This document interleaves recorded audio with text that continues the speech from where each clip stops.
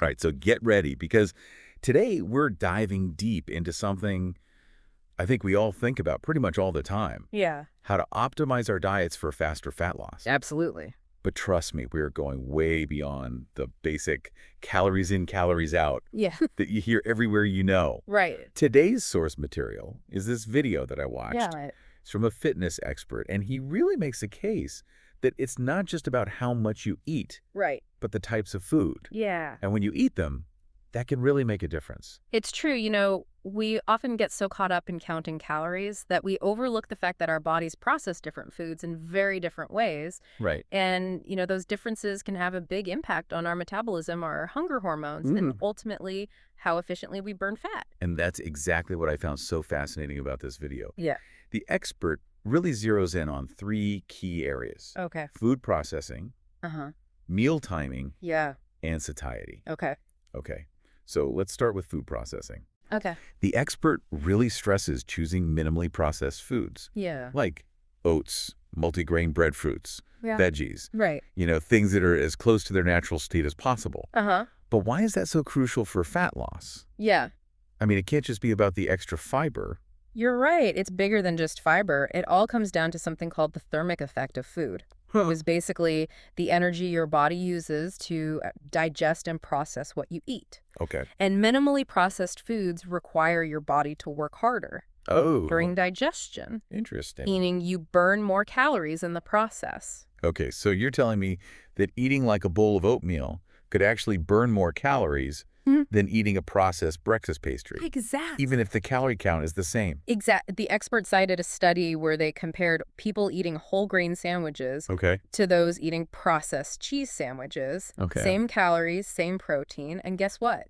Yeah. The processed sandwiches had a 50% lower thermic effect. So those folks burned significantly fewer calories just digesting their lunch. 50% is huge. It is. That's like saying you could burn the same amount of calories eating a whole grain sandwich as you would jogging for an extra mile. Right. Sign me up for the sandwich. And think about this. Another study found that people who ate mostly whole grains burned about 100 extra calories per day Wow. just from digestion. Really? Compared to those eating a lot of processed foods, Wow. over a month, that's enough to lose an extra pound of fat. Okay, that's a serious incentive to rethink my food choices. It is. Okay, so even though a calorie deficit is still essential for losing weight, Right. choosing less processed foods can give our metabolism a significant boost. Absolutely. Okay, I'm starting to see how these pieces fit together. And the next piece, meal timing, is where things get really interesting. Okay. The expert calls this strategy front loading, Okay. which basically means eating more of your calories earlier in the day Okay. and tapering off as the day goes on. I've heard a bit about this, but honestly, I always assumed it was more about energy levels and mental clarity. Yeah. How does front loading actually impact fat loss? Well, two separate studies, one from 2015 and another from 2020, found that people who ate more at breakfast and less at dinner Okay. had a bunch of positive results. Wait, give me the good stuff. They had reduced hunger, Okay. fewer cravings, and more energy throughout the day. Okay. But what's even more compelling is that this actually translated into real weight loss. Okay. There was a longer-term study Okay. where people who practiced front-loading lost more weight, Okay. had smaller waists, and reported feeling more in control of their hunger Wow. over a 12-week period, all compared to a group who ate more later in the day. Okay, I'll admit I'm intrigued. Yeah. I used to be all about saving my calories for dinner and indulging my evening cravings. Yeah. But then I started experimenting with bigger breakfasts, and it was a game changer. My workouts were better, I wasn't as ravenous at night, and honestly, I just saw better results overall. That's a great example of how these strategies can really work in practice. Yeah. And even if you do intermittent fasting, which a lot of people are exploring these days, Right. shifting some of your calories towards your first meal after your fast Yeah. could be a really interesting experiment. Yeah. Just pay attention to how your body feels Right. and see what works for you. So we've covered food processing and meal timing. Uh-huh. What's the third piece of this fat loss puzzle? The final piece the expert focuses on is satiety, Okay. which basically means choosing foods that keep you feeling full and satisfied so you're less likely to overeat or snack unnecessarily. That makes sense if you're constantly feeling hungry. Yeah. Sticking to any kind of calorie deficit is going to be way harder. Exactly. And this is where understanding the satiety index Okay. can be incredibly helpful. Okay. The satiety index ranks 38 common foods Okay. based on how well they curb hunger, giving us a good idea of which foods are going to keep us feeling full and satisfied for longer. I'm all about finding those satiety superstars. Right. Are there any particularly surprising comparisons that stood out to you? Definitely, for example, swapping out white bread for whole grain bread is a good move. Okay. But did you know that choosing oats instead of whole grain bread can increase satiety by another 25%? Wow, that's a big difference. Are there any others? Oh, yeah. Here's a big one.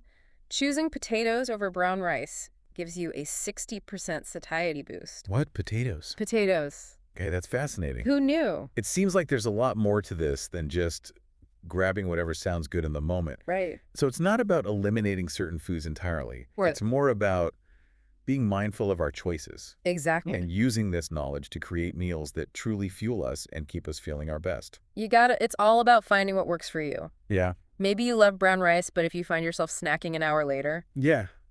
try potatoes next time and see if that makes a difference. It's all about experimenting and tuning into your own body's cues. This is already making me rethink my entire approach to food. I bet. So we've laid out the 3 key principles. Yes. Prioritize minimally processed foods, consider front-loading your calories, and choose those satiety superstars Yes. to keep those cravings at bay. Exactly. But how does this all come together in a practical way? Yeah. Does the expert offer any specific meal plans as examples? They do. In fact, they lay out a sample meal plan Okay. that clocks in at around 2,100 calories Okay. and perfectly demonstrates how to incorporate all 3 of these strategies Okay. into a day of delicious eating. All right, let's break it down what's on the menu. I'm already hungry. All right. So we left you with a question to consider. Oh, yeah. If you could only choose one of these strategies to implement today, Mm-hmm. which would it be and why? Well, if I had to pick just one, I'd probably go with front-loading my calories. Oh. I've experienced firsthand how big of a difference it makes in my energy levels throughout the day, my performance at the gym, Right. and even how intense my cravings are at night. Mm-hmm. It's amazing how much shifting that calorie distribution Yeah. can impact how you feel. It's a really smart choice. You know, shifting more of your calories to earlier in the day can have a profound impact on your overall well-being. Yeah. It actually aligns with our body's natural hormonal rhythms and can lead to better blood sugar control Oh, wow. and even increased calorie expenditure throughout the day. It makes you wonder why we ever started eating the bulk of our calories at dinner time. Right. It just makes more sense to fuel up when you need that energy most rather than loading up on calories right before bed. Exactly. Now let's circle back to the concept of satiety. Okay. It's such a crucial aspect of making weight loss sustainable. Right. When you're genuinely feeling full and satisfied after your meals, Uh-huh. it becomes so much easier to stick to your calorie goals Yeah. and avoid those unnecessary snacks that can sabotage your progress. Totally agree. And the satiety index we discussed earlier is like having a secret weapon It is. for choosing foods that will actually keep you feeling full and content for a longer period of time. Exactly. Instead of just guessing what will keep you satisfied, you can actually make informed choices Right. based on scientific research. The beauty of the satiety index is that it empowers you to look beyond calories and really understand the impact different foods will have on your hunger levels. Yeah. For example, let's say you usually have white rice as a side dish. Okay. Now you can look at the satiety index and see that potatoes would actually provide a significantly greater satiety boost, Oh, interesting. which might make it a better choice if you're trying to manage cravings and stay within your calorie goals. It's like a whole new level of meal planning strategy. It is. And it's not just about swapping one specific food for another. Right. It's about understanding the bigger principles behind satiety. Uh-huh. For example, we know that protein and fiber are 2 nutrients that are incredibly satiating. You're spot on. That's why it's so smart to make protein a priority in your meals and snacks. Yeah. Think Greek yogurt, lean meats, fish legumes. There are so many delicious options to choose from. Right. And of course, don't forget about those fiber-rich foods like fruits, vegetables, and whole grains. Remember that yummy Greek yogurt parfait? Yes. The expert suggested for an evening snack? Yes. It's the perfect example of how to combine those satiety superstars. You've got protein from the yogurt, right? fiber from the chia seeds and berries, and that touch of sweetness from stevia and cinnamon to satisfy your sweet tooth. Yeah. It's a delicious way to stay full and prevent those late-night cravings. It's a testament to the fact that healthy eating absolutely doesn't have to be boring or restrictive. Right. You can enjoy delicious, satisfying meals and snacks while still supporting your fat loss goals. Exactly. Now, I know we've been talking a lot about specific foods, meal plans, and strategies, Yeah. but I also want to acknowledge that everyone's body is different. Right. What works amazingly well for one person might not have the same impact for someone else. Absolutely. They're all unique individuals, and our bodies respond to things in different ways. That's a really important point. There's no one-size-fits-all approach when it comes to nutrition. Right. The key is to use the information we're discussing as a starting point Yeah. and then experiment to see what works best for your individual needs and preferences. The expert actually encourages listeners to approach this with a sense of curiosity. Yeah. And really pay attention to how their bodies respond to different foods. Right. And meal timing strategies. It's all about becoming more in tune with your own hunger cues Uh-huh. and finding a way of eating that supports both your physical and mental well-being in a sustainable way. Yeah. It's not about following rigid rules. Right. It's about discovering what truly works for you. That's such a healthy perspective. It's a journey of self-discovery, not a race to the finish line. I love that. And there will be times when you slip up or those cravings hit harder than usual. The key is to approach it with a mindset of self-compassion rather than beating yourself up over it. Right. Remember that every day is a fresh start Yeah. and a chance to make choices that support your goals. I love that it's so easy to get caught up in that all or nothing mentality when it comes to diet and exercise. It is. But real sustainable progress happens when we make consistent small changes over time Yes. and learn to be kind to ourselves along the way.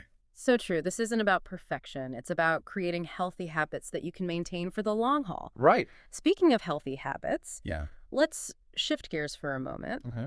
and talk about the role of exercise in this whole fat loss equation.